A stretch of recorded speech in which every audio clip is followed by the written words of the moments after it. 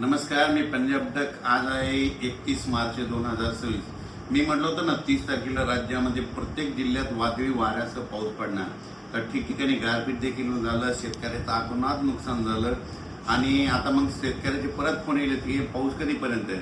तर राज्यातल्या सर्व शेतकऱ्याला सांगू इच्छितो की त्या मागील अंदाजात सांगितलं की राज्यामध्ये 3 तारखेपासूनपर्यंत 3 एप्रिलपर्यंत पाऊस पडणार आहे. तर सांगायचं झालं तर आज 31 तारीख, 1, 2, 3, 4 एप्रिल आणि 5 एप्रिलपर्यंत राज्यामध्ये असंच अवकाळी पावसाचं सावट राहणार आहे. म्हणून हा अंदाज सर्व शेतकऱ्यांनी लक्षात द्यायचा.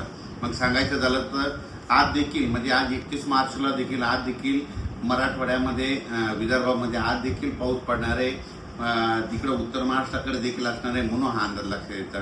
त्याच्यानंतर आणखीन खरा जास्त पाऊस तुम्हाला एक सांगू इच्छितो. 2 एप्रिल आणि 3 एप्रिलच्या दरम्यान आणखीन जरा वादळी वाऱ्यासारखा गारपिटीसह पाऊस पडणार आहे. म्हणून तुम्हाला एक सांगू इच्छितो. नंदुरबार जिल्हा झालं, धुळे जिल्हा झालं, नाशिक जिल्हा झालं, मुंबई, ठाणे, त्याच्यानंतर इगतपुरी, नाशिक, त्याच्यानंतर अहिल्यानगर, त्याच्यानंतर जालना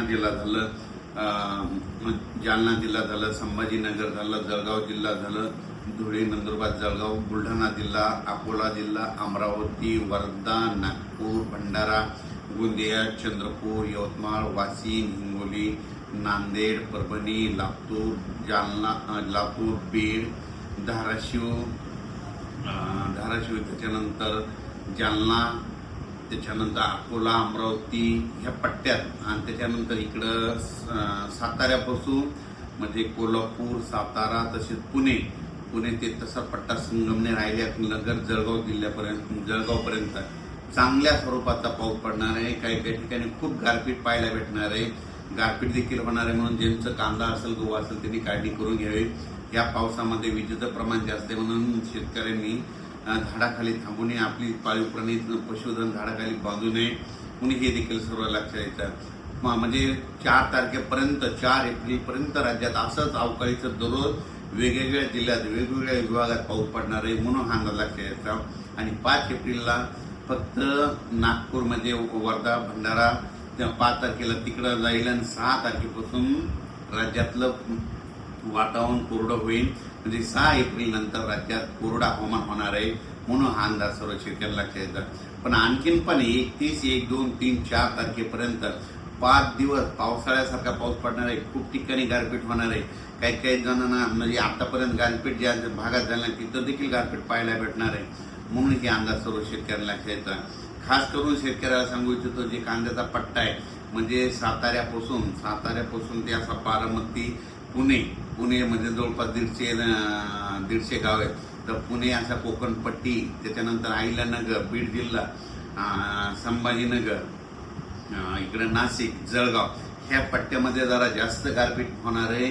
म्हणून हा अंदाज त्या कांद्याच्या शेतकऱ्यांना लक्षात द्यायचा. आपण आपले कांदे असतात तर काढून झाकून ठेवायचे. म्हणून हे देखील त्या शेतकऱ्यांना लक्षात द्यायचं. मराठवाड्यात देखील गारपीट होणार आहे. मराठवाड्यात देखील काय होणार आहे, परभणी जिल्ह्यात इकडे पालम तालुक्यामध्ये, इकडे नांदेड भागामध्ये होणार आहे. इकडे जिंतूर, वालोर जिंतूर परिसरामध्ये होणार. ही देखील मराठवाड्यातल्या परभणी जिल्ह्यातल्या शेतकऱ्यांना अंदाज लक्षात द्यायचा. त्याच्यानंतर लातूर जिल्ह्यात देखील काही ठिकाणी गारपीट होणार आहे. म्हणून हे देखील लातूर जिल्ह्यातल्या शेतकऱ्यांना अंदाज लक्षात द्यायचा. बीड जिल्ह्यात देखील कडा, आष्टी, इकडं पाथर्डी भागामध्ये, त्या भागात, पैठण ह्या परिसरात देखील काही ठिकाणी गारपीट होणार आहे. म्हणून हे अंदाज शेतकऱ्यांनी लक्षात द्यायचा. म्हणजे सांगायचं झालं तर अकोला जिल्हा, बुलढाणा जिल्हा, तर बुलढाणा जिल्ह्यात घाटाच्या खाली म्हणजे शिंदखेड राजापासून ते बुलढाणा, चिखली त्या परिसरानं घाटाच्या खाली खूप प्रमाणात मोठ्या प्रमाणात गारपीट होणार आहे. म्हणून शेतकऱ्यानं आपली जनावरे, पाळीव प्राणी, पशुधन व्यवस्थित ठिकाणी ह्या 4 एप्रिलपर्यंत बांधून ठेवून स्वतःचं संरक्षण करायचं. अकोला जिल्ह्यात देखील गारपीट होणार आहे. अमरावती जिल्ह्यात देखील होणार आहे. वर्धा जिल्ह्यात देखील गारपीट होणार आहे. यवतमाळकडे देखील होणार आहे. म्हणून हा अंदाज सर्व शेतकऱ्यांना लक्षात द्यायचा. म्हणजे सांगायचं झालं तर 4 एप्रिलपर्यंत दररोज वेगवेगळ्या भागात 1 दिवस आड पाऊस पडणार आहे. म्हणून हा अंदाज लक्षात द्यायचा. आणि या पावसामध्ये विजेचं प्रमाण जास्त असल्यामुळे हे देखील लक्षात द्यायचं. म्हणून हे देखील लक्षात द्यायचं. अचानक जर वातावरण बदल झालं तर लगेच एक उद्या मेसेज दिला जाईल. धन्यवाद.